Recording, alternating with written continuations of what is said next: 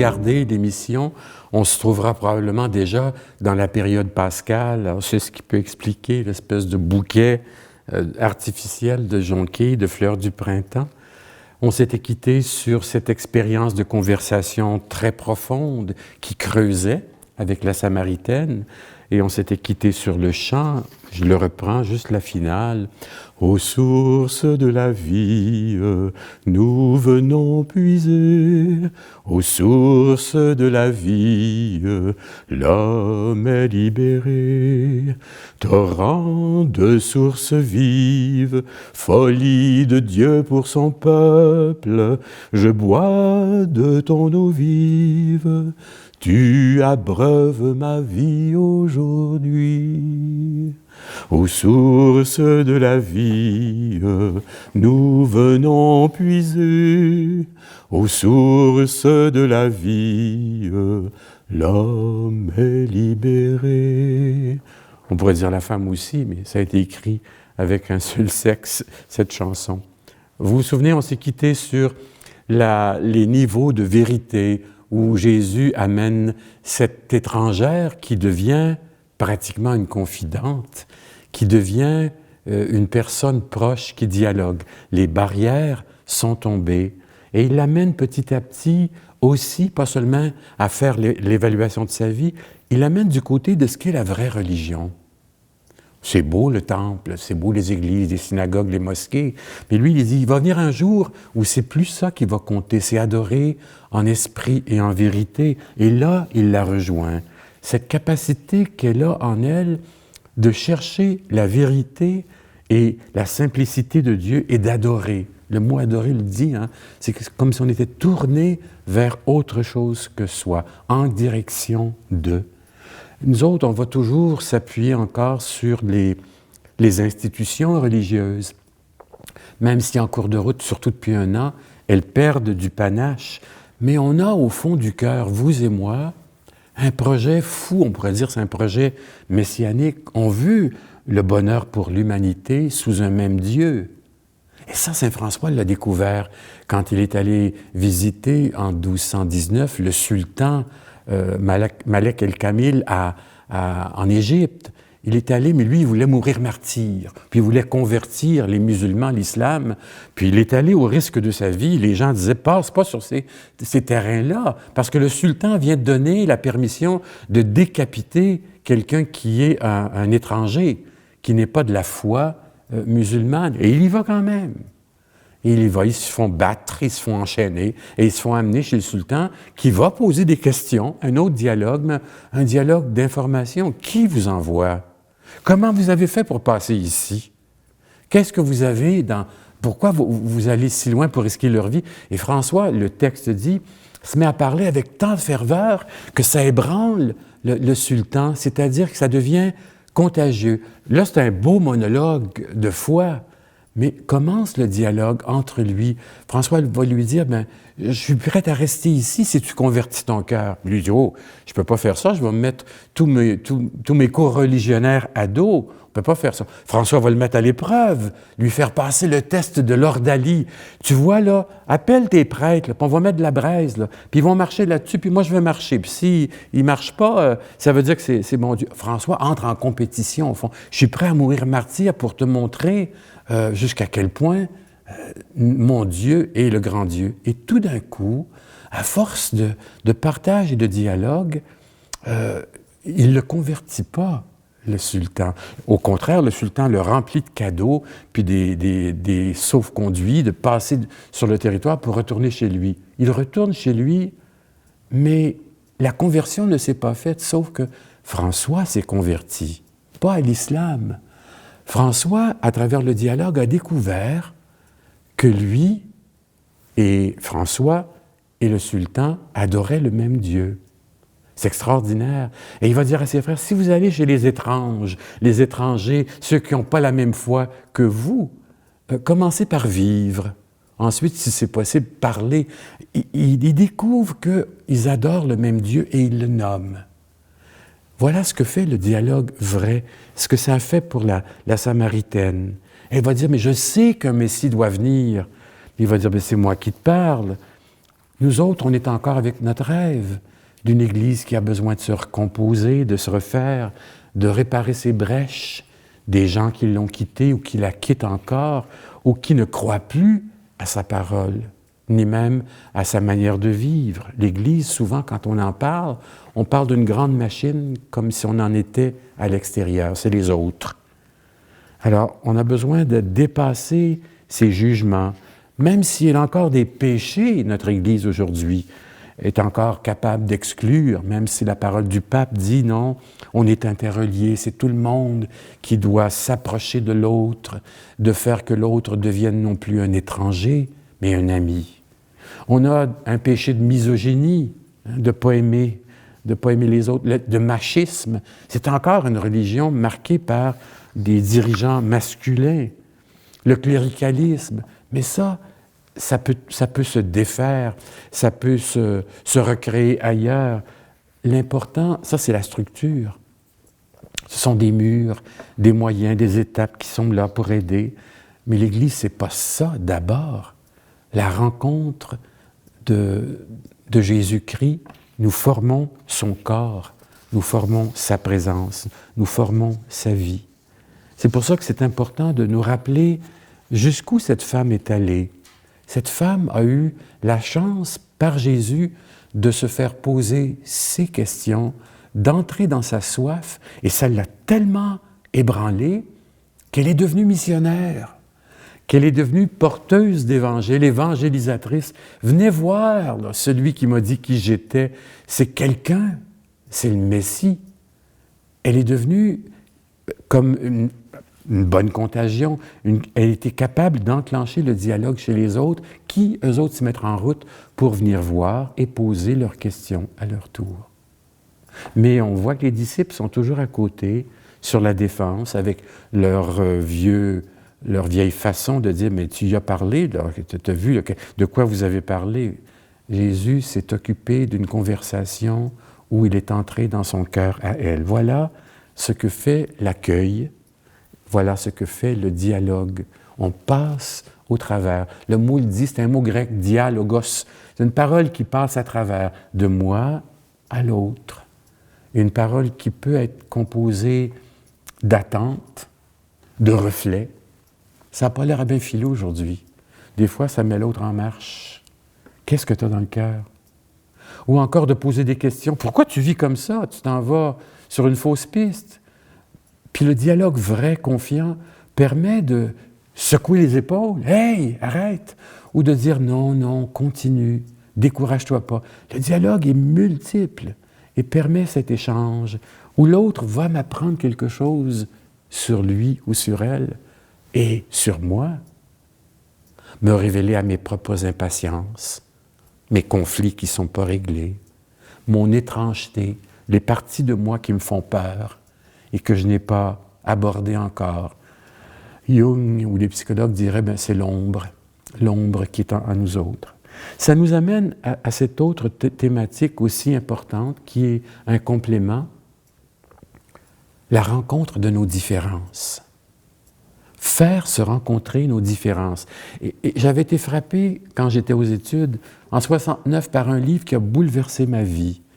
C'est un jésuite, Michel de Certeau, qui a écrit « L'étranger » ou « L'union dans la différence ». L'union dans la différence. Pour dire que l'Église est faite de ça, de cette place de rencontre des croyants qui viennent de diverses souches de leur foi, de divers milieux, mais qui sont là par le grand étranger de nos vies, celui qu'on ne reconnaît pas, le ressuscité là, de ces jours-ci. On ne le reconnaît jamais au premier abord. T'es qui, toi? T'es le jardinier. Si tu as pris son corps, dis-moi où je peux aller le trouver. Ou Thomas, qui n'est pas là, mais l'étranger s'est amené au milieu des 12, des 11, quand il n'était pas là. Et on ne l'a pas reconnu tout de suite. Regarde mes plaies, mets ta main, incrédule. Au bord du chemin, les femmes ne le reconnaissent pas au son de sa voix, mais il va commencer par dire « La paix soit avec vous, ne craignez pas ». Il n'est jamais compris, reconnu au premier abord. La différence, c'est nos différences. Dans l'encyclique, le pape le dit, dans l'histoire, dans toute la trame de l'histoire, de même que dans la différence des nations, des ethnies, des sociétés et des cultures, nous voyons semer la vocation à former une communauté composée de frères, et on pourrait dire de sœurs, qui essaient de s'accueillir réciproquement. Comment? En prenant soin les uns des autres. Alors, on a besoin de faire en sorte que ce n'est pas toute la même couleur. Il y a cette belle gamme de couleurs, comme quand on fait une Catalogne avec différentes pièces de tissus colorés. Qu'on ait le courage de regarder la variété et la diversité de ce que chacun peut apporter. Wow! Ça, c'est dans le texte, au chapitre 100. On a besoin de faire notre harmonie à partir de la beauté de la vie des autres. C'est tout un programme. Il va dire, le pape, les différences de couleur, de religion, de capacité, de lieu de naissance, de lieu de résidence et tant d'autres différences ne peuvent pas être priorisées ou utilisées pour justifier les privilèges de certains sur les droits de tous. C'est-à-dire qu'il n'y a pas de privilège à avoir. Le pape le disait souvent, il faudrait qu'on en arrive à faire disparaître de notre dictionnaire le mot minorité et d'essayer de faire éclater, de faire semer le mot égalité, être avec d'autres. On est appelé à veiller à ce que chaque personne ait droit à sa dignité, ait des opportunités appropriées pour son développement intégral. Les politiques qu'on met en branle, que nos gouvernements mettent en branle, essaient de respecter autant l'individu que les collectifs, mais le développement, assurer que j'ai tout ce qu'il faut pour pouvoir faire vivre ma vie, ma foi, mon projet de travail, ma capacité de m'occuper des autres, de servir la société. Au sujet de la pauvreté, on le voyait aussi, mais il y a des phrases lapidaires. Par exemple, Saint Jean Chrysostome disait « Ne pas faire participer le pauvre ou les pauvres à leurs propres biens, c'est les voler et leur enlever la vie. » Waouh! Ce ne sont pas nos biens que nous détenons, mais les leurs. Alors quand on dit, souvent il y en a qui réagissent par leurs droits, ils viennent chercher ce qui leur appartient, mais il y a un bien qui est le leur. Et nous ne faisons que gérer par notre charité, par nos entraides, nos mécanismes d'entraide, ce qui est de leur lot, leur vie. Grégoire le Grand va dire, quand nous donnons aux pauvres les choses qui leur sont nécessaires, nous ne leur donnons pas tant ce qui est à nous que nous leur rendons ce qui est à eux. C'est fort, ça.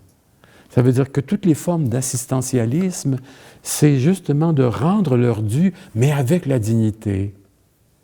J'ai vu, dans les années 70, les conflits, on travaillait beaucoup sur le terrain du travail social avec les Saint-Vincent-de-Paul qui posaient à ce moment-là, ou qui avaient une attitude de dame patronesse ou bien de possédant. Au fond, on faisait la charité, et souvent au détriment de la dignité de l'autre, parce que le jugement était là, ou parce qu'on savait là où l'argent serait dépensé.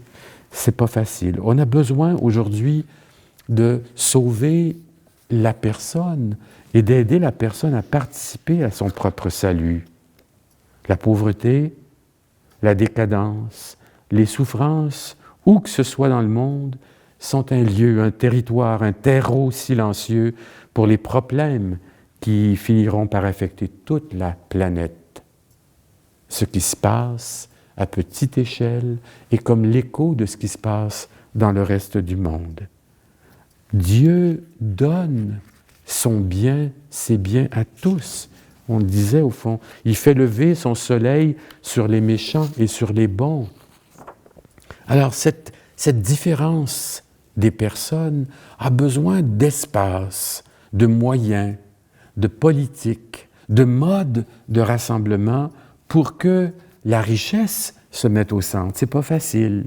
Et là, on doit passer par l'acceptation, recevoir l'autre avec toute sa vie. C'est pour ça que l'union dans la différence m'avait tellement frappé. Jésus a une belle prière dans Saint Jean au chapitre 17 où il demande que Dieu garde les disciples. Il demande de ne pas les enlever du monde, parce qu'ils sont du monde, mais en même temps d'être pas laissés de côté, parce que lui s'en occupe, comme le Père s'est occupé de lui.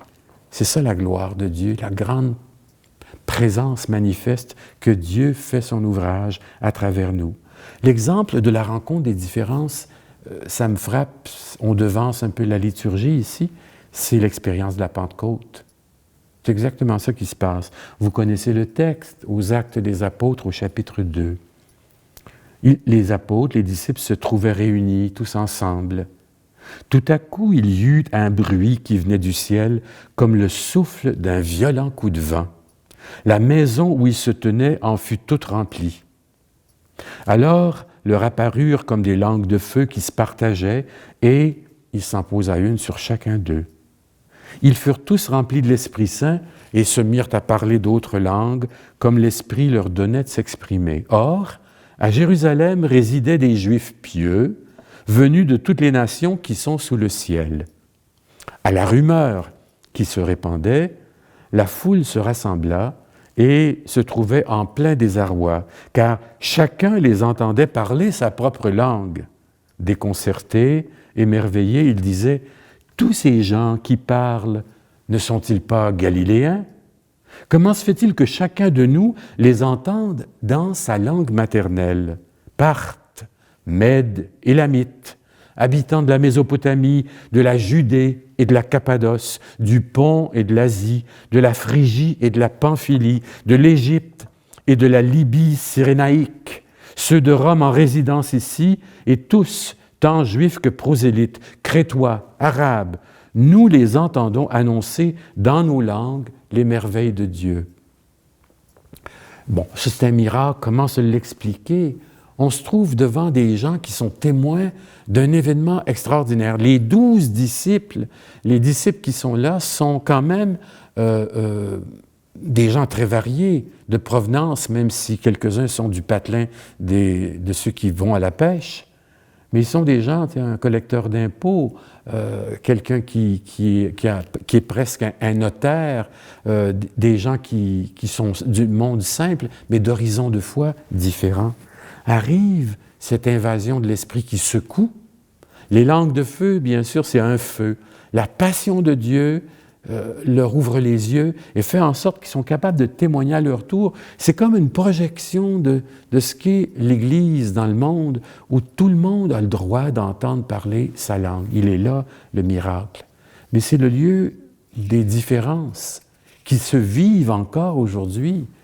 Même s'il y a des réformes chez les chrétiens, même s'il y a eu toutes sortes de souches protestantes, c'était toujours à l'occasion de réformer, de retourner à la vigueur initiale. Un mouvement social et religieux est toujours en vie, a besoin de renouer avec l'alliance initiale. C'est la même chose chez les Juifs et chez les musulmans aussi. On voit que c'est une structure humaine avec sa hiérarchie, ses prescriptions. Mais il y a plein de monde là-dedans. Si vous êtes un musulman aux États-Unis, vous n'êtes pas comme en Irak ou en Iran ou à Dubaï.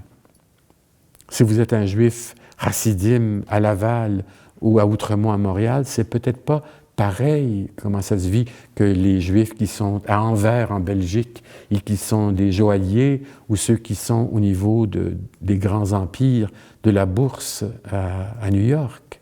On est différents et c'est ce rêve de mettre ensemble la totalité. Bon, on n'y parviendra pas, c'est un rêve lointain. Mais le miracle de la Pentecôte, est-ce qu'il peut se produire aujourd'hui? Est-ce qu'on peut connaître une nouvelle Pentecôte aujourd'hui? Est-ce que l'Esprit Saint peut encore venir secouer nos églises, les grandes religions? Est-ce qu'il est capable de faire émerger la richesse de toutes ces cultures qui sont là, qu'on regarde ou qu'on ne veut pas voir? Je connais des gens qui ferment les yeux, qui ferment l'écran, qui tournent la tête quand ils voient une personne voilée, une sorte de réaction viscérale qui ne s'explique pas, par peur, par réaction de dire « ils s'en viennent ici pour faire quoi? Pour nous imposer leur religion ». La méfiance, c'est le contraire de la confiance. Et on parle pour que se rencontrent les différences, qu'il y ait cette confiance. Je pense que le miracle peut se reproduire si les peurs qui nous emprisonnent sont dissipées. Le pessimisme, le fatalisme, la méfiance. On peut essayer de travailler pour mettre ça de côté. Voilà pourquoi on fait des chartes au plan international pour faire reconnaître la richesse des différences et les droits et ensuite aussi les responsabilités. Les personnes ont le droit d'avoir part à cette œuvre de Dieu partout sur la terre. Et on a besoin d'apprendre à faire des efforts. Dans un sens, l'Église, à cause de ces différences, est missionnaire, doit atteindre le cœur des autres, de tout le monde, dans ses pratiques, dans ses attitudes, dans sa manière de vivre, d'avoir un style de vie ou de célébration. Comment faire se rencontrer la grandeur des mentalités diverses? C'est exigeant, ça. Ça suppose aussi une grande disponibilité spirituelle qui nous accueille, qui fait qu'on accueille aussi la grandeur, la beauté de la vie des autres et des drames, que l'autre, c'est un beau cadeau et une grâce. Comme saint François l'écrit dans son testament, « Quand le Seigneur m'a donné des frères, et les autres, nos co-religionnaires, nos voisins, nos proches, ceux qui fréquentent les liturgies, sont là comme des compatriotes de la foi, sont là pour nous accompagner, pour dire « Oui, je suis à tes côtés pour aller à Dieu. » Oui, le miracle de la Pentecôte peut se revivre, mais il y a un prix à payer. Si on pouvait retourner ensemble à la fraîcheur de l'Évangile original, originel aussi, du premier Évangile. On a axé toute notre religion depuis le début ici du pays sur une pratique, sur les sacrements, et c'est bien. Mais on a besoin, à cause de l'effritement de tout ça, de la perte de lieux et de célébration, on a besoin de découvrir que la parole est unique et elle est pour tout le monde, ce que François découvre quand il va chez le sultan. On a besoin d'inventer de nouvelles formes d'expression, de peaufiner un langage plus proche de la vie, qui continue à respecter l'alliance, la grandeur de l'alliance. On a besoin d'aller plus loin que nos vieilles habitudes, de ne pas avoir peur que ça change. Plus on vieillit, plus on se rabat sur nos sécurités à cause des peurs que ça soulève. On a besoin de retourner toujours comme le saumon qui remonte de courant à l'envers pour retourner à la source. On a besoin de retourner à la source de religion. Religion le dit, relier, reconnecter. Nos prières ont besoin de vivre une nouvelle religion. La religion, c'est-à-dire ce lieu où dans notre vie, on apprend à dépasser les craintes, les méfiances, comme on disait, les compétitions, les performances, à faire en sorte qu'il n'y ait pas rien que des gens perdants. Le cœur de l'Évangile suppose cet accueil à toutes les personnes. L'Évangile est missionnaire. On a besoin de revenir non seulement à l'importance de la loi, les commandements, tout ça, mais au souffle, à l'esprit de la loi. Pourquoi, à un moment donné, avec Moïse, on sent le besoin de dire « honore ton père et ta mère » ? Parce que ce n'était pas acquis, parce qu'on pouvait dénigrer ses parents. Peu importe, ça c'est un tout petit exemple. On pouvait les malmener. Et on voit aujourd'hui le sort de bien des personnes âgées qui sont isolées. Je connais une femme qui a été mise au pavillon ou à l'unité La Fontaine pour que ses enfants se rapprochent d'elle, et depuis qu'elle est là, les enfants ne vont plus la voir. On a besoin de redécouvrir la saveur de chacune des paroles qui nous fait vivre. Qu'est-ce que c'est adorer? Qu'est-ce que c'est ne pas prendre Dieu à partie, faire des parjures? Qu'est-ce que c'est ne pas prendre le bien de l'autre, l'épouse de l'autre, de voler? Qu'est-ce que c'est ne pas utiliser de violence? On a besoin d'aller chercher l'esprit de ça parce que notre monde change. Toutes les violences qu'on voit à l'écran, quand on est obligé de mettre une clé aux ordinateurs pour pas que les enfants entretiennent des jeux violents et des jeux violents qui incite à la violence. C'est un peu ce qu'on fait quand on essaie d'abolir les empêchements, mais en même temps, dans une famille, dans une parenté, d'accueillir les différents, ceux qui ne sont pas comme nous, ceux qui ne pensent pas comme nous, ceux qui ne vivent pas comme nous. Mais on a besoin que tout le monde ait sa place, pour pas que ce soit juste un club de monde qui pense pareil. Il y a une très belle parole qu'on retrouve, on va se quitter là-dessus, pour faire se rencontrer les différences. C'est l'exemple typique de saint Paul aux Corinthiens, la première lettre aux Corinthiens, au chapitre 12, quand il parle du corps. Prenons une comparaison. Le corps est un, et pourtant il a plusieurs membres. Mais tous les membres du corps, malgré leur nombre, ne forment qu'un seul corps. Il en est de même du Christ. Nous avons tous été baptisés dans un seul esprit et un seul corps. Juifs ou grecs, esclaves ou hommes libres, nous avons tous été abreuvés d'un seul esprit. Le corps, en effet, ne se compose pas d'un seul membre, mais de plusieurs.